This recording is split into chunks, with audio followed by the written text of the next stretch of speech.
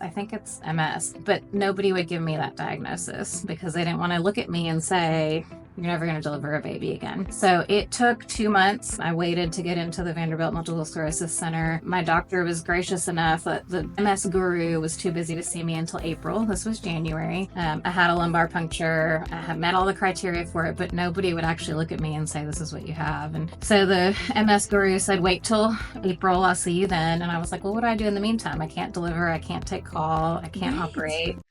You are listening to the Pinnacle Podcast, where we empower women in medicine through education, community, and actionable strategies for both the practice and the business of medicine. Medicine is a lifelong career, and continuing education is crucial for professional development.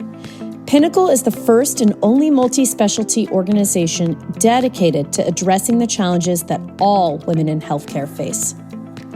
Welcome to Pinnacle, the elite professional community providing education for women in medicine. At Pinnacle, we challenge you to pave your own path by helping you develop the skills needed to not only stay in medicine, but to excel.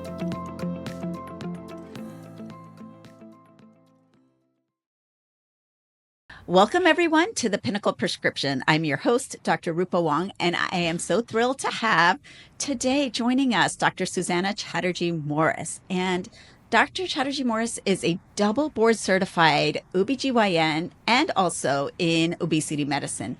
She received her undergraduate degree from Vanderbilt and then went to medical school at the Medical University of Lublin. And as a foreign medical graduate, she graduated in the top 5 of her class. She matched into the specialty of her choice, and she's going to talk a lot about that today. And during that process, during her career, she was diagnosed with a chronic condition and now is in private practice for herself. So I really want to dive deep today, Dr. Chatterjee Morris, with all the things that you've overcome and how you've done so. So thank you so much for joining us today. Yeah, absolutely. Thank you for having me. I'm excited to share my story. I know that it's really going to benefit so many people, so I'm excited to get started. So let's just start with the beginning. You have a pretty interesting educational journey going from Vanderbilt to University of Lublin. What drew you to study medicine abroad? So unfortunately, my father was terminally ill when I was in college. And so I had always been, of course, I got into Vanderbilt University. I had always been a great student. And of course, I was daddy's little girl. And so he went from hemodialysis at a clinic to peritoneal dialysis at home. And so between my mother, my older sister, and I, we were taking total care of him and doing peritoneal dialysis daily. So I was traveling. Fortunately, we lived 30 minutes from Vanderbilt. So I was traveling back and forth home. And it was tough because I was losing my daddy. And I was, like I said, daddy's little girl. So I didn't focus on my studies. I mean, I'll be honest, I was distracted. And when I had free time, I went out with friends and I partied and I did the things that weren't going to get me into medical school because I was pulled elsewhere. So unfortunately, he passed my senior year in college, and my last semester of college, I actually had the highest GPA of my entire career because I wasn't distracted. I had nothing else to focus on but my studies. So when I applied to medical school, all of the deans pretty much all came back to me and they said, hey, why don't you apply for some post-baccalaureate classes, do a master's, something like that, and then come back, because we understand. I put in my personal statement what had happened. And they said, this is just circumstantial. We see your grades in high school. I got in early to Vanderbilt. And so they said, just do some other classes, bring your GPA back up, and then we'll accept you. And I just didn't want to do that. I was a woman that wanted to have a family, and here I am with infertility years later. But, I thought this is just going to push it back and push my career back. So what else can I do? And of course, the Caribbean was the natural thing to look into. So I looked into Caribbean schools and I got into a couple of them. My uncle at the time, who has now passed, was living in Germany, and he had heard of U.S. and Canadian students coming to Poland to do like an English division. And so they have, which in Europe, of course, they do a 6-year hybrid undergrad and medical school program, but they had a 4-year program for US and Canadian students. And so I looked into that, and I was actually interning at the pediatric infectious disease department at Vanderbilt. And I talked to the head of the department and I said, okay, I've got Europe and I've got the Caribbean. What should I do? And he said, Susanna, this was 20 years ago. And so he said, as far as trying to be an IMG coming back into the United States, you're going to fare better, especially if you want to go into a surgical specialty. You're going to fare better going to Europe because this school has, been around longer. They've been teaching Polish students. The Caribbean schools were relatively newer at the time. And so he said, if as a department chair, I would hire the person that went to medical school in Europe over the Caribbean. And I took his advice. And so I did 2 years in Poland and then came back and finished my basics, my clinical. I did basic sciences there and then clinical back in Tennessee, where I'm from originally. Oh, wow. Well, first, I'm so sorry to hear about your father. I can't even imagine how devastating that must have been and how it really just pulled your focus, of course, Yep. rightfully so, during college. And then I think it's so interesting that you chose to go to Europe. I mean, probably just a little bit older than you, but yes, the Caribbean med schools were just starting out. And I think that's such great advice that you went to the department chair to find out, okay, who would you hire more easily for a residency spot? Yeah. And I didn't realize that you did your clinicals back in the States. So that must have been of benefit. How did you find the educational system over there in Poland compared It to? was really rigorous. We used actually all the same textbooks that my friends that were in med school in the US. So we had Netters and, all that. And so it was basically the same, but actually they do oral exams for their finals. And so, which, kind of prepared me for oral exams for boards. But it was interesting because like my anatomy exam was in front of the dean of the school because he loved anatomy. And so you literally had 200 possible questions and you would pull out 5 and it was like just answer the questions. And it could be, anatomy is huge, obviously. So I remember like I pulled out and it was like the lymphatic drainage of the neck and you had to follow it all the way through. And I was like, this is awful. But, it was interesting because I think it really prepared me really well. And it was a great education. When I came back to the United States, of course, I was scared. I was worried where I would be. I thought, my only option is going to be family medicine. I'm not going to be able to do a surgical specialty. And actually, at the time, I really wanted to do pediatrics. And so I thought, I don't even know if I can get into that because it's more competitive even.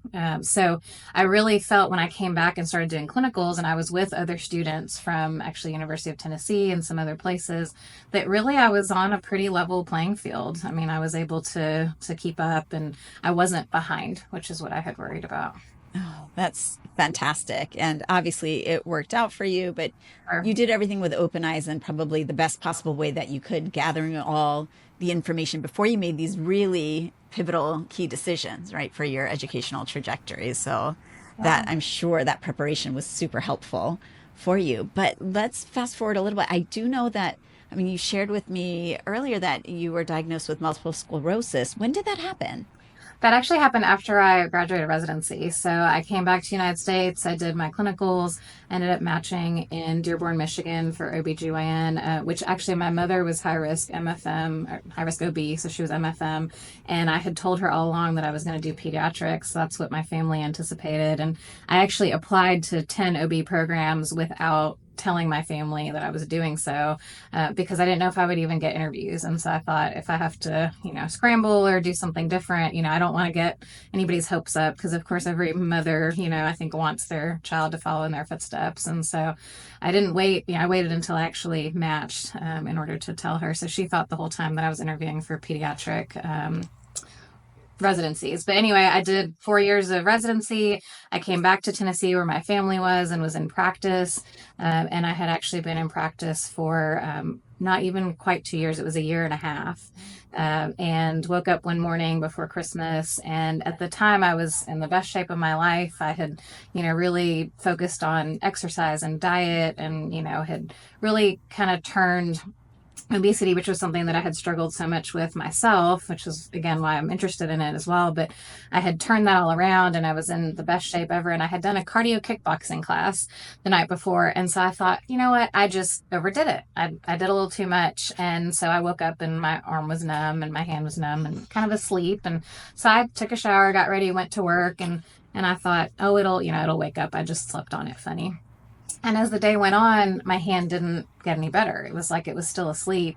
And then that evening, it was like it was all the way numb up to my shoulder. Oh my gosh. Again, I thought, oh, it's just, I was a busy OBGYN in the second year in my career. And I was like, I don't have time for this. It's You just, dismiss it, right? I just overdid it, Yeah. And so the next morning I woke up and from my nose, you could draw a line from my nose across down the middle of my body to my belt line and over, completely numb. I couldn't hold a pen and sign my name. So at lunch, I went into work that next day and I couldn't feel anything. And I was like, you went back. I still went to work. You went to work completely numb, not being able to hold a pen. I did. And I thought, gosh, and I apologized to my patients. I did left-handed breast exams and pelvic exams because I could feel on my left side. And I thought, and I kept apologizing and saying, I'm so sorry. It's a little awkward to do with my left hand. I'm right-handed. But I overdid it in an exercise class. Well, we got to lunch and I thought, okay, something is not right.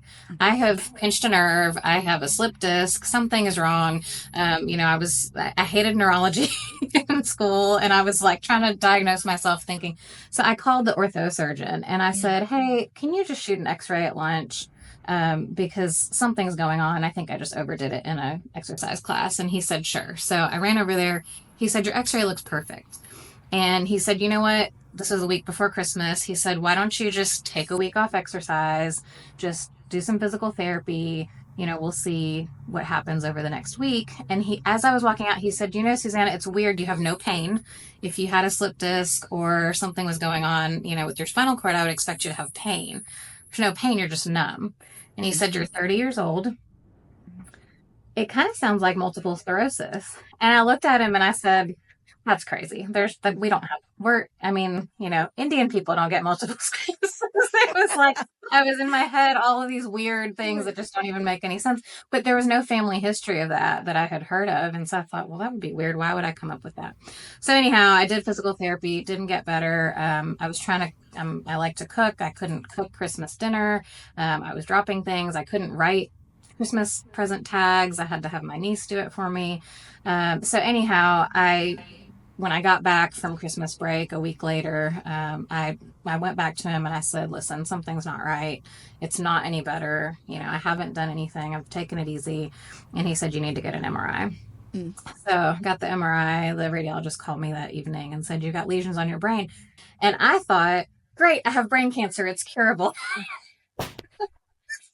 Which is insane. But again, it was like I was trying to, in some way, make it not be something that was going to affect my career long term. Like I was going to beat brain cancer and we were going to be good. And he's like, no, it's not cancer. I think it's MS. But nobody would give me that diagnosis because they didn't want to look at me and say, you're never going to deliver a baby again. So it took 2 months. I waited to get into the Vanderbilt Multiple Sclerosis Center. My doctor was gracious enough that the MS guru was too busy to see me until April. This was January. I had a lumbar puncture. I had met all the criteria for it, but nobody would actually look at me and say, this is what you have. And so the MS guru said, wait till April. I'll see you then. And I was like, well, what do I do in the meantime? I can't deliver. I can't take call. I can't operate. My career's on hold. I may never deliver a baby again. And fortunately, there was another doctor that did some research and was only in the office a couple of days a week. And he happened to walk by when I was talking to the nurse and I was begging and pleading for somebody to see me there. And the nurse actually addressed me. She said, Dr. Chatterjee, I'm so sorry, but if we have a cancellation, I will absolutely call you. So hung up the phone and he said, what was that about? And so he picked up my chart and he said, see if she'll come in tomorrow and see me. And so thankfully, I dropped everything, went and saw him. He said, you don't maybe have MS, you definitely have MS. But we can get you on some medicine and maybe you can still work. So I got on disease modifying drugs and here I am this many years later. So it's been 12 years since my diagnosis. Actually 10 years, since my diagnosis. And I haven't really skipped a beat since then. So, I was off for 2 months. I couldn't deliver. But since then I've run circles around most of the people that I know. And so now I get chemo infusions twice a year. It's a monoclonal antibody. I go in, get a 6-hour infusion and go about my life. That's twice a year. That's it. Yeah. They've really come a long way with MS drugs. So, I mean, a lot to unpack. Of course, you really experienced everything from the patient perspective, obviously, but also, I mean, there is a lot of privilege to being a physician. I Oh, think absolutely. I mean, especially for me in a real small community like Honolulu, where you kind of know all the doctors.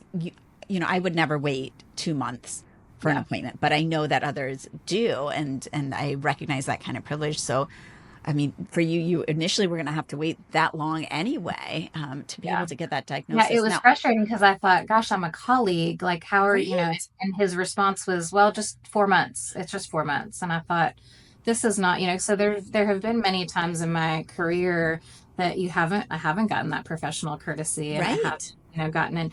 And I'll tell you, from an insurance standpoint, you can forget it. They don't care whether you're a doctor, the Pope, or who you not are. I at mean, all. you're It all the doesn't. same. So, of course I battle those things all the time. But I do find myself fortunate to, be plugged into the community. And so, I think the biggest thing for me, and as it's made me, I think, a better doctor, is I understand the frustration. And when Yes, patients want to get in, I really try to do my best to get them in, because I understand, when they say I've been waiting 3 months to see yes. you, I'm like, we got to do better. We got to do, I mean, I can't make more appointments in the day, but I really try hard, because I get it. I mean, who wants to, when you're hurting, or when something is wrong, or when you don't know what's going on, who Yes. wants to wait months to find out what their diagnosis is? I mean, it's not fair. It's not fair. And that anxiety, just in and of itself, can be Yeah, so absolutely. challenging to deal with. So, how did it change? How did your diagnosis change your work, your trajectory on a day to day basis? So I would say my neurologist is very unhappy with me, because it did the opposite. He asked me to cut back and not be as busy. And, he told me, he said, you may one day wake up and not be able to walk. You may not be able to hold your bladder. I mean, we just don't know. The future is so unknown with multiple sclerosis. It's a demyelinating disease. We don't know at what point. I've been fortunate to be healthy all these years, and the big thing is the first 5 years after diagnosis. So if you can control your symptoms, that's where your rates of relapse really drop. But I did have a point where I was having some new lesions and that type of thing. But I remember him looking at me and saying, you might one day not be able to walk. And that has stuck with me. And so I think, like I said, I went the opposite. For me, I want to do as much as I can while I can, because there's going to be a day where I can't. And so I really do, like I say, go the opposite. My family, my doctor, they all wanted me to cut back and take it easy and not stress myself out. And I was like, I'm going the other way. I'm going to, do the best I can. I'm going to, I remember him telling me, you don't need to wear high heels, because that'll hurt your back. And I'm like, I'm wearing the heels, I'm buying the designer shoes. Like, we're going to do this and do it while I can.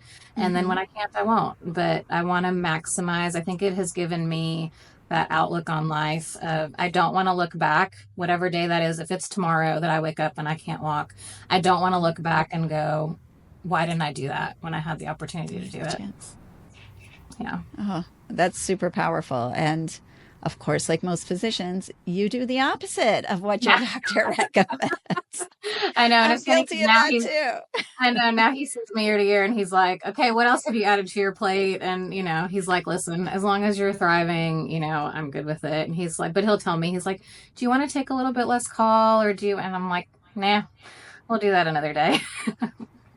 And has it impacted, has it limited you in other ways? Like you were saying initially, you couldn't deliver babies. Is that Yeah, all? so ever since then, fortunately, I have not had any loss of, because I've always, of course, with what I do and operating and delivering, if I ever get to a point where I'm impaired or hindered, of course, I can't do what I'm doing. And so fortunately, I don't have any trouble with that. I haven't had a problem with it. I will say, there's something in the MS world called the crap gap. So that month 5 to 6, before my next infusion, I do get sometimes some muscle spasms, and I get more tired more easily. But, I mean, how it is. It's like we just push through and, deal with it. So I really try to not let it get me down.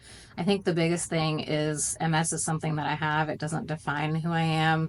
And absolutely, I'm not going to let it stand in my way. So, that there's a couple of months out of the year that I don't feel great and I don't feel my best, but I just push through, and we make it work. And you're knowledgeable. I mean, you know your body, you know when it you would obviously never endanger No, patients. absolutely not. You're on top of it in terms of Yes, knowing your and body's I'm very limitations. fortunate to, even though I'm in private solo practice now, I'm Mm. fortunate to still cover call with my ex-partners, and they've been great to, step in when needed, and we do a good job of backing each other up and giving each other that time so that I know when I'm going to rest, I'm resting, and not overdoing it, too much. Well, I think that's amazing to have wonderful partners, because not everybody does, and I think that Yeah, that's absolutely. probably a testament to the relationships you've built, and also just they know that when you can deliver better care and be well rested, right, that's going to benefit Right. them too Absolutely. Yeah. in the long run. Okay, talk to us. You mentioned now you're in solo private practice. I know initially you were working as an employee, like in corporate medicine. What prompted that transition? Yeah, so it's interesting. I actually the hospital that I was at in Tennessee is actually owned by the same corporation that now owns the hospital here. And when I had moved here, I had left that corporation because I didn't really love it. I didn't really align with some of the mission and some of their practices.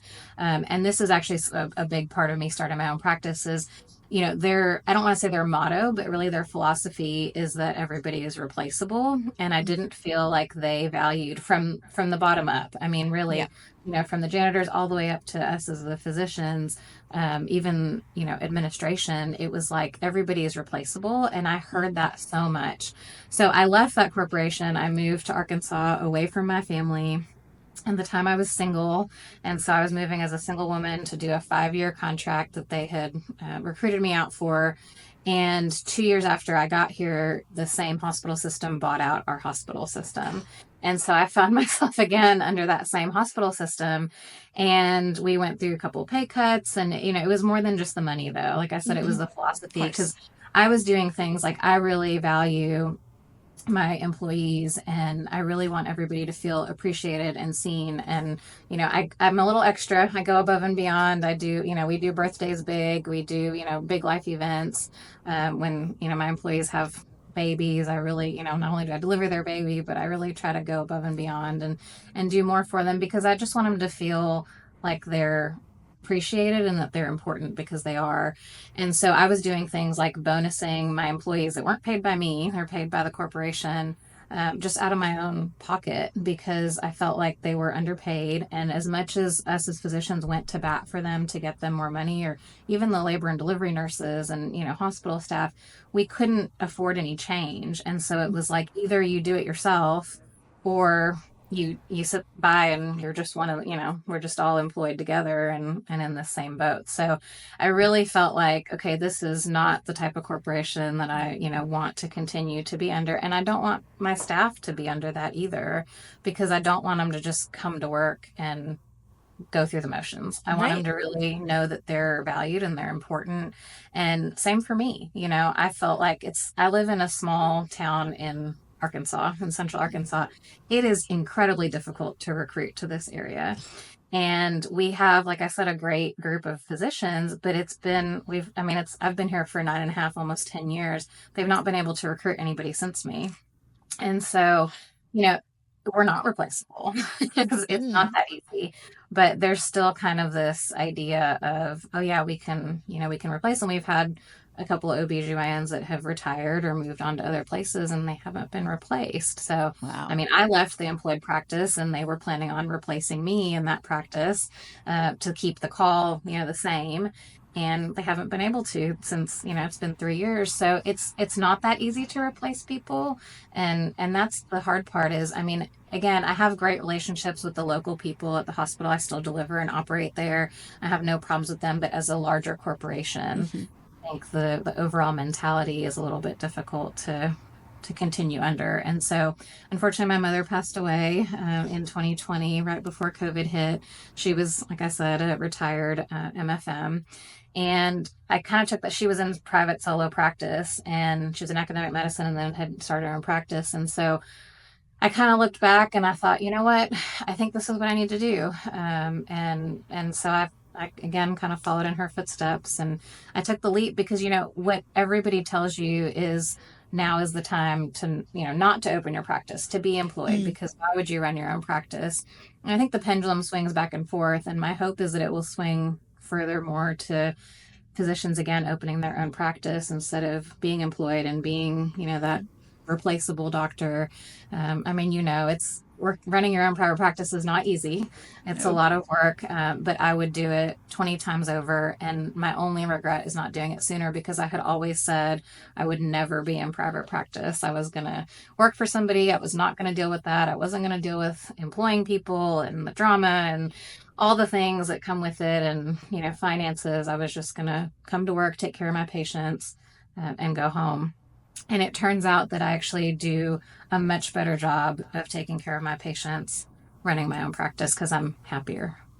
I think, and also because you can create the type of practice culture Right. that helps care for patients, that prioritizes patients maybe over profits, right? Right. And if you've got that team mentality, then that your staff is all right with squeezing in an extra patient, because Yeah.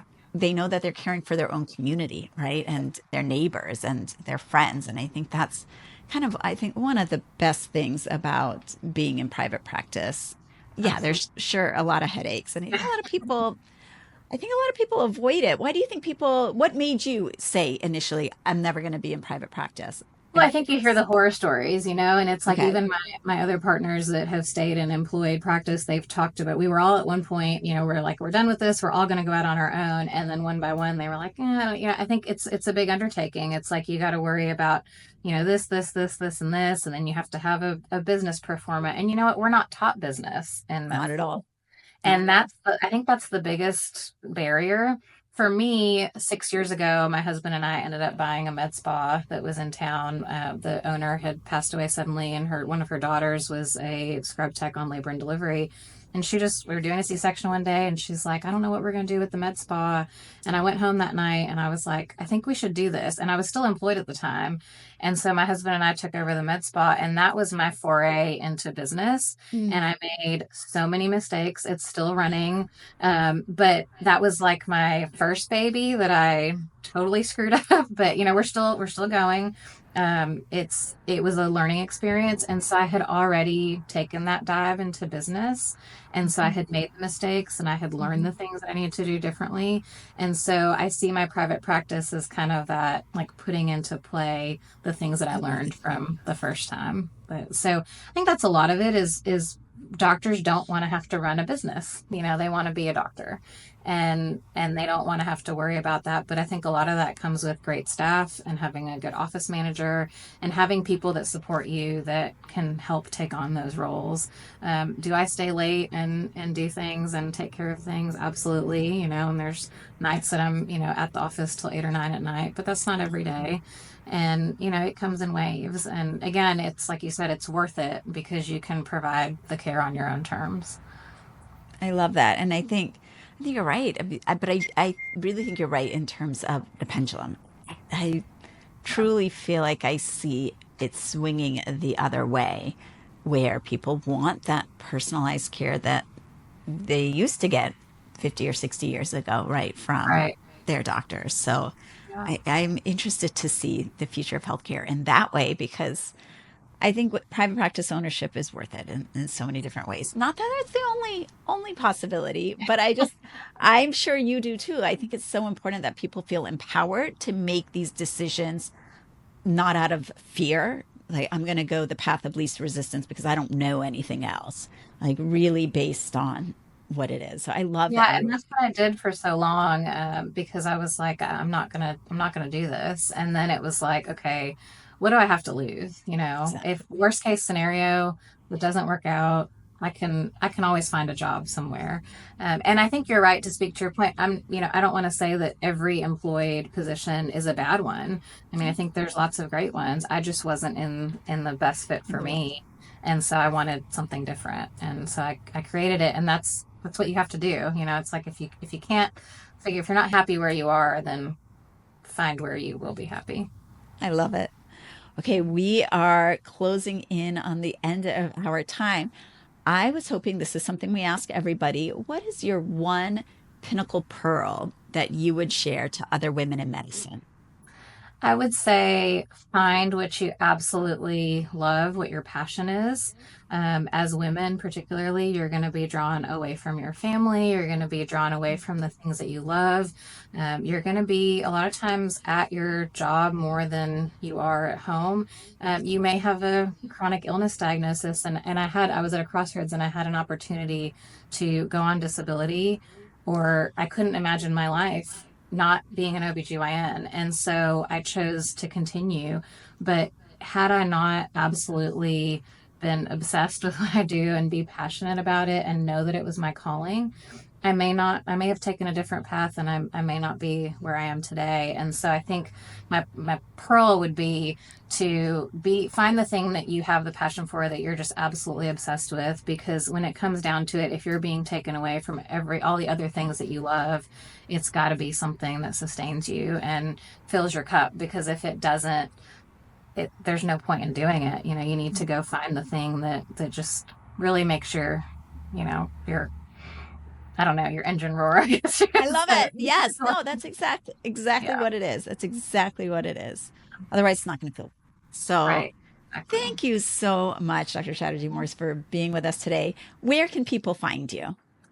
Well, I don't have a huge social media following, but I am Healthy OBGYN on Instagram and TikTok. Trying to get a little bit more savvy, and not at some of the levels where I want to be, but we're working on it. So there, and then I have two. Of course, I have rivervalleyobgyn.com as my practice for patients, and then vitalitymedspaar.com for the medical spa. Thank you again so much for being here today. Yeah, thank you so much. I really appreciate it. Thank you for listening to the Pinnacle Podcast, where we strive to elevate the voices of women in medicine and inspire excellence across the healthcare landscape. Until next time, keep reaching for your pinnacle.